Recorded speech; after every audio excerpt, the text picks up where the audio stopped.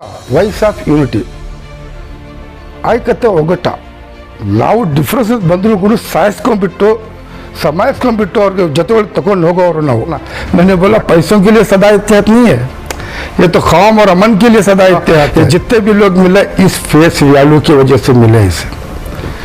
जब से ये इत्तेहाद में सदा इत्तेहाद के अंदर ये आया तो फौरन जो है इसने हमारे लोगों को अपने तरफ करने की कोशिश किया। बिल्लाहि मिनश शैतानिर रजीम। आप सब लोगों को इससे पहले एक प्रेस मीट हमने करी थी, चंद सवालात हमारे थे, उसके जवाब हमें नहीं मिले। वो कौन था? वो शाफी मसलक का एक आदमी था, शाफी। वो तो मौलाना के लायक नहीं है, उसके लिए मैं मौलाना नहीं लेता हूँ। वो शाफी के बारे में बात करता हूँ। वो जिस किसी के साथ में भी मिला उनके पीठ के ऊपर छुरा खोंपा है। जब उसको मैंने सदा इत्तेहाद में लेके आया, ये फेस वैल्यू बता रहा हूँ मैं, हर एक मसलक के जनरल सेक्रेटरी को मैंने तलब किया था, उनके घरों तक गया, उनके दरों तक गया, तो 8 अकायद के लोग जो थे ऐसे ही नहीं जमे थे। जब मैं शाफी मसलक से मालूम करा कि भाई तुम्हारे अंदर कौन जनरल सेक्रेटरी है, तो किसी ने मुझे कहा शाफी सादी नाम से है, वो जनरल सेक्रेटरी है SSF का। जब मैं इस बंदे से मुलाकात करा तो फिर मैं देखा कि कुछ जवानी भी है, जोश भी है, कौम का काम करने की इसके अंदर सलाहियत भी है, इसलिए हमने इसको लेकर के आए। यही फेस वैल्यू है। इस फेस वैल्यू की वजह से ये मुफ्ती अशरफ अली बाकवी, रियाजुल रहमान साहब, शमशुल हक अल हसनी अल हुसैनी, खुसरू हुसैनी बाबा और चनपड़न से आबिद खुदमेरी साहब और शिया जमात से दिलावर साहब, ये सारे जितने भी मिले, उसके बाद में ये दुनियाई लोग, बिजनेसमैन, ओहदेदारान, मिस्टर अनवर शरीफ साहब, सैयद ज़मीर पाशा IAS रिटायर्ड, ये जितने भी लोग मिले, अब्बास अली बोरा रहा, इरफानुल्लाह शरीफ, नूरुल्लाह, ये जितने भी लोग मिले इस फेस वैल्यू की वजह से मिले इसे। जब से ये इत्तेहाद में सदा इत्तेहाद के अंदर ये आया तो फौरन जो है इसने हमारे लोगों को अपने तरफ करने की कोशिश किया और उस्ताद अबू बकर मुसलियार के साथ बैठक भी करवाया। उसके बाद में जो है ये हमारे मरहूम सूफ़ी सलीम हज़ारवी के पास मिल कर के एक SS शरीफ खादर शरीफ साहब जो थे, आज जहाँ पर इसने मदरसा और मस्जिद बनाया, उनको हमने इसे पहली बार मिलवाया। ये सदा इत्तेहाद की बदौलत उन्होंने मोहब्बत में आकर ये जगह जो है वो मस्जिद को फ्री अता किया और बाकी जो मदरसे की ज़मीन है वो कम दामों में इसको दिया। उसके बाद जितने हमारे साथी थे उनसे जो जो फ़ायदा लेना सारा फ़ायदा ही लेते गया। और कई बार मुझसे ये कहा इसने, बाबा चलो यहाँ चलते, पैसे वालों के पास वहाँ चलते, ये करना। मैंने बोला पैसों के लिए सदा इत्तेहाद नहीं है, ये तो कौम और अमन के लिए सदा इत्तेहाद है। ये इनका ये नेचर, ये देखा मैं, जो भी आदमी मिलता उसे पहले मिल करके उनसे क्या हासिल कर सकें वो हासिल करने की इनकी एक चाल थी। उसके बाद कुछ दिनों के बाद देखता रहा मैं, ये अचानक जो है 6-7 स्टेज हमने इसको दिए। इसकी कन्नड़ा अच्छी थी और लोगों ने शायद इसे डिबेट में बुलाना शुरू किया। ये चलता रहा। जब बीजेपी की गवर्नमेंट आई, जब गवर्नमेंट आई तो ये उनकी तरफ से सुन्नी आलिम की तरफ से अपॉइंट हुआ और हम लोगों को भी खुशी हुई, चलो भी हमारा एक आदमी है इसके अंदर। उसके बाद खुसरू हुसैनी बाबा हमारे थे, शिया जमात से गए थे, सारे हमारे थे। हम लोगों को इतना इल्म नहीं था, हम ये समझे थे ये एक इल्म रखने वाला कौम के लिए कुछ काम करेगा, क्योंकि अपने आप को मुल्ला ना बोलता ये, तो हम समझे थे कि काम अच्छा होगा। लेकिन उसके बदले में क्या हुआ, 5 साल जितना पिछली हुकूमत में जब भी औकाफ के अंदर था, इसने क्या कर्नाटक के मुसलमानों के लिए भलाई की, इसका जवाब मुझे चाहिए। जितना इसने 5 साल जितनी भी उस हुकूमत के अंदर इसने रहा, और एक मरतबा हम लोगों को इसने बुलवाया था NGS में बुलवा कर R अशोक को तारीफ़ करके नेक्स्ट CM बनने वाले बोल के तारीफ़ भी किया था। मैंने इससे पूछा ये क्या है शाफी सादी, ये तो हम लोगों को बुला करके इस तरह से तू जब तू बोलता है तो शाफी साहब ये इनकी माँ की आरएसएस की ऐसी की तैसी, मैं ऐसे काम निकालने के लिए करता हूँ बाबा, मैं काम निकालने के लिए करता हूँ। पीछे गाली देता आरएसएस को, बीजेपी को, और उनके अंदर जाता है। खैर मैंने पूछा तू देख भाई कुछ भी कर, कांग्रेस को बुरा मत भला मत बोल, जेडीएस को बुरा भला मत बोल, और उसके बाद तू जाकर के आरएसएस वाले बीजेपी के साथ में काम कर रहा है। इधर क्या बोलता मैं इधर भी हूँ, मैं उधर भी हूँ, फिर इसका क्या मतलब है आरएसएस से? तो बोला इसका कुछ भी नहीं, मेरा काम निकालना है, काम निकाल रहा हूँ मैं। ये शुरू से इसकी जो है दोगली पॉलिसी थी।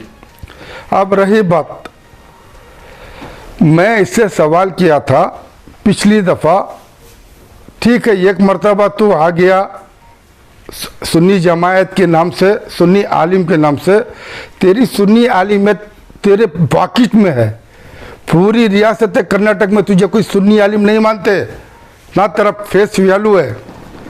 1.5 साल पहले क्या तू बनाया हुआ मिल्लत कमेटी, मिल्लत उलमा कमेटी 1.5 साल पहले बनाया, गैदर बनाया तो गिदर, हाँ ये गैदर तूने मेरे ख्याल से आरएसएस वालों को कहा होगा बेशक मैं तुम्हें सारे वोट तुम्हारे तरफ करवा दूंगा, तुम मुझे होदा दो, तुम मुझे पोस्टिंग दो, ये कहा होगा लास्ट टाइम, तो उसे वो मिला होगा। हो सकता है पिछले असेंबली के अंदर इन्हें शायद, मुझे ये भी सुनने में मिला है यूटी खादर के वोट इसने काटने की कोशिश की। पूरा पक्का जब फरूक मुझे मिलता है तो मैं लेकर के सामने आऊँगा। ये कितनी मक्कारी किया है, ये मौलाना बोलता है, एक आलिम को क्या ज़रूरत है इस कदर अपने आप को बेचने की। मैंने पिछला सवाल किया था कि भाई अगर तू आरएसएस में है खुशी की बात, बीजेपी में है खुशी की बात, तू मान ले। तू बोलता है कि मैं कोई पार्टी से मेरा मतलब नहीं है, लेकिन उसी पार्टी में तू मेंबर बन जाता है, हाँ उसी पार्टी से तू चुन के भी आ जाता है। ये क्या मामला है? ये तो हमने पूछा था, अगर है तो खुल के आ, आरएसएस क्या हिंदुस्तान से अलग पार्टी है? हाँ हमने यही तो सवाल किया था। बजाय इसके सवाल देने के उसने सदा इत्तेहाद के बारे में आ गया। वो ये फेस वैल्यू है, एक घर में 4 आदमी संभालना मुश्किल और 8 अकायद के लोगों को साथ में लेके चलना, ये हमारा काम है। ये फेस वैल्यू है, ये फेस वैल्यू है, पूरे हिंदुस्तान में इसका चर्चा है।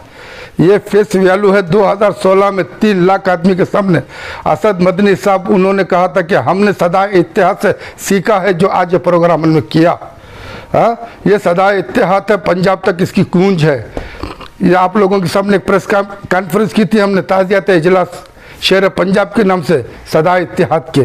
ये क्या बोलता है इसके गैदर क्यों रखना है भाई? हम तो अमन के लिए हैं। सदा इत्तेहाद कायम हुए एक दूसरे को साथ में लेकर चलने के लिए। सदा इत्तेहाद नॉट मुस्लिम, सदा इत्तेहाद इस unity of voice of unity. और कहते वगटा, यहाँ पर सारे इंसानियत को लेकर चलने के लिए सदा इत्तेहाद कायम हुई है। ये सब मुसलमानों के नाम से अपनी पार्टी के नाम रखते हैं, अपनी तंजीमों के नाम। सदा इत्तेहाद एक ऐसी तंजीम है पूरी रियासत पूरे देश को साथ में लेकर चलने की बात करती है। ये सदा इत्तेहाद का फार्मूला है। रही गैदर हम इसलिए नहीं जमाए कि हमको दिखाना नहीं, कैडर्स वही इसलिए हमने दिखाना नहीं चाहा कि भाई देखो हमारे इतने वोट हैं, आप हमारे को होदा दे दो, मैं आपको वोट ट्रांसफ़र करा दूंगा या मैं आपको वो करा दूंगा। ये हम लोगों का काम नहीं है, ऐसे कम ज़र्फ़ों का काम है। मैं आज तुम्हारे ज़रिए वो कोई शाफी उससे मैं कहता हूँ, अगर वो एक बाप की औलाद या मुसलमान है तो अपने आप को प्रूव करे वो किस पार्टी से बिलोंग करता है, क्या उसका रिश्ता है। आप देखो आरएसएस ಮತ್ತೆ ಬಿಜೆಪಿ ಗವರ್ನಮೆಂಟ್ ಸರ್ಕಾರ ನಾನು ಕೇಳಕ್ಕೆ ಇಷ್ಟ ಬೀಳ್ತಾ ಇದ್ದೀನಿ, ಆಯಿತು ತುಂಬ ಒಳ್ಳೆಯದು। ನಾವು ನೋಡ್ತಾ ಇದ್ದೀವಿ ಎಷ್ಟು ವರ್ಷದಿಂದ ಅನ್ವರ್ ಮಾನಂಪಡೆ ಆರ್ಎಸ್ಎಸ್ ಮುಖಂಡ ಅಂತ ನಮಗೆ ಗೊತ್ತಿತ್ತು, ಅವ್ರ ಮೇಲೆ ನಾವೆಲ್ಲ ಕೋಪನೂ ಮಾಡ್ತಾ ಇದ್ವಿ। ಮತ್ತು MLC ನಮ್ಮ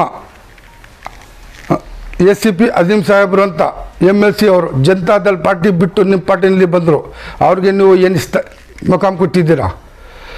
ಈಗ ಅವನು ಯಾರು ಮುಜಮ್ಮಿಲ್ ಬಾಬು ಎಷ್ಟು ವರ್ಷದಿಂದ ಪಾರ್ಟಿನಲ್ಲಿ ಇದ್ದಾನೆ, ಜುಜ್ಬಿ ಪೋಸ್ಟ್ ಅವನಿಗೆ ಕೊಟ್ಟಿದ್ದಾರೆ। ಈಗ ಅವನು ಯಾವನು ಬೀದರ್ ಅವರು, ನಾನು ನಿಮಗೆ ಕೇಳಕ್ಕೆ ಇಷ್ಟ ಬೀಳ್ತಾ ಇದ್ದೀನಿ, ಮುಸಲ್ಮಾನವ್ರಿಗೆ ನೀವು ಮುಂದೆ ಬರಬೇಕಾದ್ರೆ ನೀವು ಒಳ್ಳೆ ಅವನಿಗೆ ಯಾರು ನಿಮ್ಮ ಜೊತೆ ಒಳಗೆ ತುಂಬ ಹಳೆಯವರಿದ್ದಾರೆ, ಅವ್ರಿಗೆ ಒಳ್ಳೆ ಪೋಸ್ಟ್ ಕೊಟ್ಟು ಮೈನಾರಿಟಿ ಪೋಸ್ಟ್ ಕೊಟ್ಟು ಮೈನಾರಿಟಿಗೋಸ್ಕರ ಕೆಲಸ ಮಾಡ್ಲಿಕ್ಕೆ ಬಿಡ್ತಾ ಇದ್ದಿದ್ರೆ ಮುಸಲ್ಮಾನ್ ವೋಟ್ ನಿಮ್ಮ ಕಡೆ ಬರ್ತಾ ಇತ್ತು. ಬಟ್ ನೀವು ಆ ಕೆಲಸ ಮಾಡಿಲ್ಲ. ಏನು ನಿಮಗೆ ಏನು ಅವನು ಪರ್ಸನಲ್ಲು ಏನು ಅವನು ಶಾಫಿ ಅವನು ನಿಮಗೆ ಏನು ಅವನು ನಮ್ಮ ಮುಸ್ಲಿಮ್ ರಾಜ್ ಕೊಟ್ಟಿದ್ದಾನೋ ಅವ್ನು ಏನು ಆ ಥರ ಮಾಡ್ಕೊಂಡ್ಬಿಟ್ಟಿದ್ದಾನೆ ಗೊತ್ತಿಲ್ಲ. ನೀವು ಪುನಃ ಅವನಿಗೆ ತಗೊಬರೋದು. ಅವನು ನಾಟ್ ಇಟ್ಸ್ ಉಲ್ಮಾ, ನಾಟ್ ಇಸ್ ಆಲಿಮ್ ದೀನ್, ನಾಟ್ ಅವನು ಸುನ್ನಿ ಆಲಿಮ್, ಅವನು ಬಿಸ್ನೆಸ್ಮೆನ್ ಮಾಡೋದು, ಅವನು ಬಿಸ್ನೆಸ್ಮೆನ್, ಅವನು ದಲ್ಲಾಳಿ ಥರ ಕೆಲಸ ಮಾಡಿರೋದು ನಮ್ಮ ಉಲ್ಮಾ ಅವ್ರಿಗೆ. ಅವನು ಏನು ತಿಳ್ಕೊಬಿಟ್ಟಿದ್ದಾನೆ ಅವನು ಅವ್ರಿಗೆ ನೀವು ಕೊಟ್ಟಿದ್ದೀರಂದರೆ ಅದು ಅವ್ನು ನಿಮಗೆ ತುಂಬ ಜಾಸ್ತಿ ಅವನು ಇದು ಮಾಡಿರ್ಬೋದು. ಅವನು ನನಗೆ ಕೇಳ್ತಾನೆ, ನಾನು ಅನ್ವರ್ಮಾನ ಪಡಿ ಶಿಶಾಗಿದ್ದೇನಂತ. ನನಗೆ ಒಳ್ಳೆ ಶಿಶುಗಳಿದ್ದಾರೆ. ಅನ್ವರ್ಮಾನ ಪಾಡಿ ನನ್ನ ಶಿಶು ಅದು ಹೇಳಕ್ಕೆ ಇಲ್ಲಿ ಕೂತಿರೋದು, ನಾನು ಮುಂದೆ ಹೇಳಕ್ಕೆ ಕೂತಿರೋದು. ನಾನು ಯಾರು ಶಿಶು ಇಲ್ಲ. ಅವನಿಗೂ ಇನ್ನೂ ಗೊತ್ತಿಲ್ಲ ಪೀರಿ ಫಕೀರಿ ಅಂತ ಗೊತ್ತಿಲ್ಲ ಅವನಿಗೆ. ಇನ್ನೂ ಕಣ್ಣು ಬಿದ್ದಲಿಲ್ಲ. ಆವಾಗಿಂದ ಪೊಲಿಟಿಕಲ್ ನಾನು ನೋಡ್ತಾ ಇರೋದು, ಆವಾಗಿಂದ ಹಿಂದೆ ಮುಂದೆ ನನ್ನ ಹತ್ರ ಇರೋದು. ಈ ಸದಾ ಇತಿಹಾಸ ಐಕ್ಯತಾ ಒಗ್ಗಟ್ಟಕ್ಕೋಸ್ಕರ ನಾನು ಸೊಂದಿ ಗಲ್ಲಿ ಬಂದಿರೋದು. ಇನ್ನೂ ಮಗ ನಿಮ್ಗೆ ಗೊತ್ತಿಲ್ಲ. ಇನ್ನು ಆ ಪೊಲಿಟಿಕಲ್ ಆ ಸಿಯಾಸತ್ ಆ ಲೈನ್ ಗೊತ್ತಿಲ್ಲ ಅವನಿಗೆ. ಬರೇ ಆಸೆಗೋಸ್ಕರ ಜಾತಿನ ವ್ಯಾಪಾರ ಮಾಡಿ ಉಲ್ಮಾ ಹೆಸರನ್ನ ಹಾಳು ಮಾಡಿ ಅವನು ಇಲ್ಲಿ ಬಂದು ನಿಮ್ಮ ಹತ್ರ ಕೂತ್ಕೊಂಡ್ಬಿಟ್ಟು ಪುನಃ ಅವನು ಬರ್ತಾ ಇರೋದು. ಈಗ ಇಲ್ಲಿ ನೋಡಿದ್ರೆ ಯಾರು ಮತ್ತೆ ನಾನು ಒಂದು ಮಾತು ಕೇಳೋಕ್ಕೆ ಇಷ್ಟ ಬೀಳ್ತಾ ಇದ್ದೀನಿ ಗೌರ್ಮೆಂಟಿಗೆ. ನೀವು ತುಂಬ ಒಳ್ಳೆಯ ಗೌರ್ಮೆಂಟು. ಮೋದಿ ಸಾಹೇಬರು ಹೇಳ್ತಾರೆ ಸಬ್ಕಾ ಸಾಥ್, ಸಬ್ಕಾ ವಿಕಾಸ್, ಸಬ್ಕಾ ವಿಶ್ವಾಸ್. ಓಕೆ ಆಯಿತು. ನಿಮ್ಮ ಸರ್ಕಾರ ಬಂದ ಮೇಲೆ ಲಾಸ್ಟ್ ಟೈಮ್ನಲ್ಲಿ 2,30,00,000 ವಾಕಫ್ ಪ್ರಾಪರ್ಟಿ ವ್ಯಾಲ್ಯೂ ತೊಗೊಂಬಂದಿರ ನಿಮ್ಮ ಮನುಷ್ಯನೇ. ಬಟ್ ಅದರ ಮೇಲೆ ಕೆಲಸ ಆಗಿಲ್ಲ. ನೀವು ಆಮೇಲೆ ಇವನಿಗೆ ಮೆಂಬರ್ ಮಾಡಿ ಇದಕ್ಕೆ ಒಬ್ಬರಲ್ಲಿ ಇವನು ಎಷ್ಟು ವಾಪಸ್ಸು ನಮ್ಮ ಭೂಮಿ ತರಿಸಿದಾನೆ ನಮಗೆ ಲೆಕ್ಕ ಬೇಕು, ಎಷ್ಟು ಉಳಿಸಿದಾನೆ ಲೆಕ್ಕ ಬೇಕು. ಇವನು ನಿಮಗೆ ಉದ್ಧಾರ ಮಾಡೋಕ್ಕೆ ಬಂದಿರೋದ, ನಮ್ಮನ್ನು ಹಾಳು ಮಾಡಿ ಇಲ್ಲ ನಮಗೆ ಉದ್ಧಾರ ಮಾಡೋಕ್ಕೆ ಬಂದಿರೋದು ನಮಗೆ ಬೇಕಿದೆ. ನನಗೆ ಅವನು ಚೇರ್ಮನ್ ಆಗಿದ್ರೂ ನೋ ಪ್ರಾಬ್ಲಮ್, ಅವ್ರಿಗೆ ಮಿನಿಸ್ಟರ್ ಮಾಡಿ ಇಲ್ಲ ಡೆಪ್ಟಿ CM ಮಾಡಿಸಿ. CM ಅಂತ ಮಾಡೋಲ್ಲ ನೀವು, ಡೆಪ್ಟಿ CM ಮಾಡಿಸಿ, ನೋ ಪ್ರಾಬ್ಲಮ್. ಬಟ್ ಅಷ್ಟು ಒಂದು ಅವ್ನಿಗೆ ಅರ್ಥ ಇದೆ ಅಲ್ಲ. ಅವನು ಹೇಳಬೇಕು ನಾನಿರೋದು ಮುಖ್ಯ RSS ಮ್ಯಾನ್, ನಾನಿರೋದು ಮುಖ್ಯ BJP ಮ್ಯಾನ್. ಯಾಕೆ ಹೇಳ್ತಾ ಇಲ್ಲ ಅವನು? ಮುಂದೆ ನಿಮ್ಮ ಹತ್ರ ಬಂದು ಕೆಲಸ ತಗೊಂತಾನೆ, ಹಿಂದೆ ಬೈತಾನೆ ಅವನು. ಗೊತ್ತಾ ನಿಮಗೆ? ಈ ಮುಜಾಹಿದ್ ಬಾಬಾಗೆ ಅವನು ಹೇಳ್ತಾ ಇದ್ದಾನ ಫಕೀರ್ ಮಾತಾಡೋಕ್ಕೆ ಬಲ್ಲ ಅವನಿಗೆ. ಈಗ ನಿಮ್ಮ ಮೇಲೆ ಅದು ಅವನಿಗೆ ಡೆಪ್ಟಿ CM ಮಾಡಿ ನೋ ಪ್ರಾಬ್ಲಮ್. ಬಟ್ ನಾನು ಇದು ಇಂಟರ್ವ್ಯೂ ಕೊಡ್ತಾ ಇರೋದು ಅವನು ಹೇಳಿದ ತಪ್ಪು ಮಾತಿಗೆ. ಆ News 18 ಉರ್ದುನಲ್ಲಿ ಹೋಗಿದೆ, ಏನಂತ ಹೋಗಿದೆ, ಅವನ ಮೇಲೆ ನಾನು ಕೇಸ್ ಹಾಕಿದ್ದೀನ, ನಾನು ಅವನಿಗೆ ಬಿಟ್ಟು ಬಂದಿದ್ದೀನ, ಏನು ತಿಳ್ಕೊಬಿಟ್ಟಿದ್ದಾನೆ ಅವನು. GGB ಅವನು X prime minister, X MP CM, ಎಷ್ಟು ಕ್ಯಾಬಿನೆಟ್ ಮಿನಿಸ್ಟರ್, ML ಹಿಂದೆ ಮುಂದೆ ಮುಜಾಹಿದ್ ಬಾಬಾ GGB ಅವನು. ಈ ಶಾಫಿ ಸಾದಿಗೆ ಹೇಳ್ತಾ ಇದ್ದೀನಿ, ಜಾಸ್ತಿ ನಾಟಕ ಬೇಡ. ಇನ್ನೂ ಪೊಲಿಟಿಕಲ್ನಲ್ಲಿ ಅಷ್ಟು ಉದ್ಧಾರ ಆಗಿಲ್ಲ ನೀನು. ತಲೆ ಹಿಡಿಬೇಕಂದ್ರೆ ಹಿಡಿ, ನೋ ಪ್ರಾಬ್ಲಮ್. ದಲಾಲಿ ಮಾಡು, ನೋ ಪ್ರಾಬ್ಲಮ್.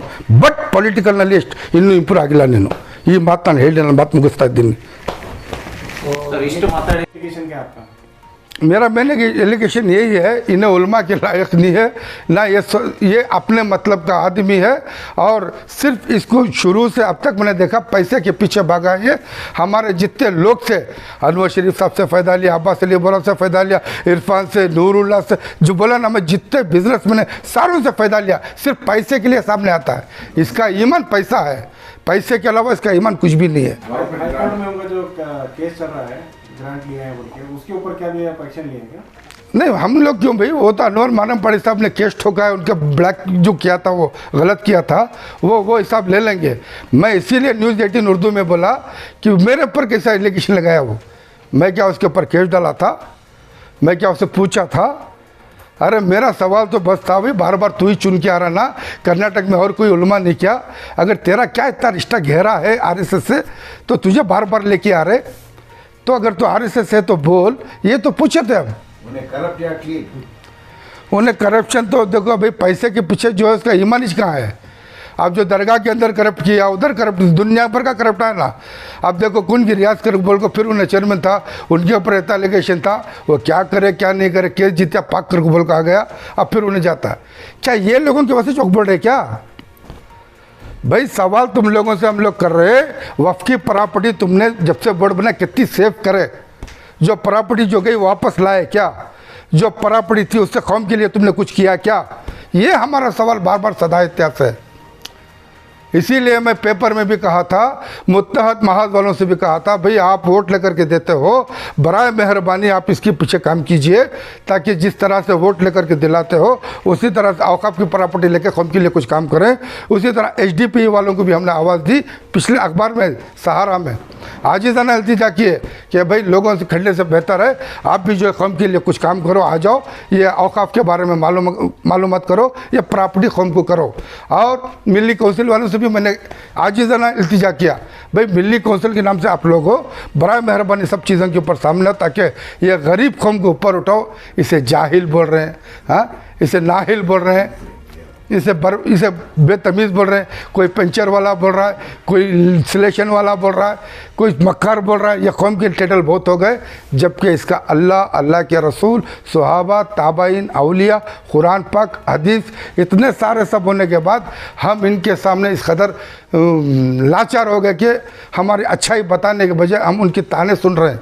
इसके लिए आप सब उठ कर के ऊपर आओ, कौम को ऊपर उठाओ, ये हमारा सदा इतिहास से अपील किए हम लोग, ये सहारा में मौजूद है, आप देख लीजिए। यानी कि आपका कहना है कि ये शाफी साहब जो उनके ताल्लुकात है वो जाहिर नहीं कर रहे हैं, ये बिल्कुल दो मुका आदमी है ना भाई। जिस घर में खाना खा रहा है उसका नाम तो एहसान तो मानना। इस्लाम क्या सिखाता है? जबकि तू मौलवी बोलता है, तुझे इस्लाम क्या सिखाता है?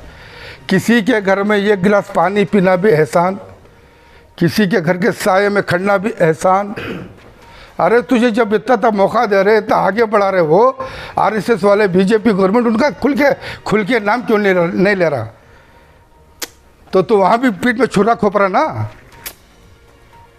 हाँ, कांग्रेस के पास गए तो कांग्रेस ही, जनता दल वालों के पास जनता दल, कल MIM असदुद्दीन अवैसी वो आए तो उनके पीछे, तो किधर भी जा सकता।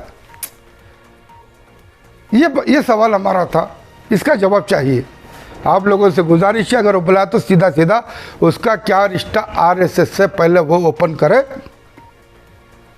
समझे ना, पहले क्या रिश्ता है, क्यों बार बार वो सुन के सामने आ रहा है, और रियासत में उसकी कितनी पहुंच है, कितने बड़े आलिम उलमा में चुना जाता है, और इसे आले सुन्नतुल जमात से कौन इसे सुन्नी आलिम मानते हैं। ये सारे सवालों को जवाब लेकर के आए।